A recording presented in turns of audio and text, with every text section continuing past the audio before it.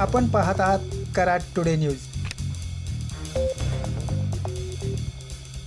नमस्कार। आज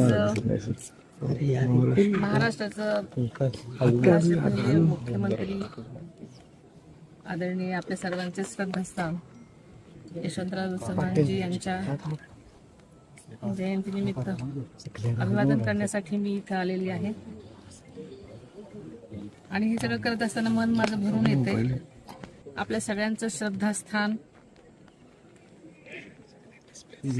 आपल्याला माहिती आहे की मी 2 फेब्रुवारीला पण इथे आले होते।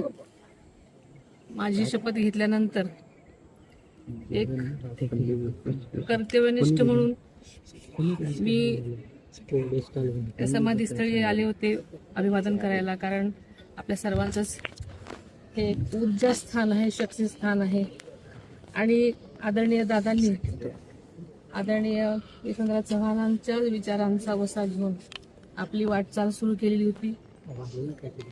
दादांना नेहमीच त्यांच्या सर्वच दादांचं ते शक्ती स्थान होतं, स्फूर्ती स्थान होतं आणि त्यांच्या पावलावर पाऊल टाकून त्यांची वाटचाल केलेली होती आणि मी सुद्धा याच पद्धतीने वाटचाल करण्याचा आपल्या सगळ्यांना मी शब्द देतो।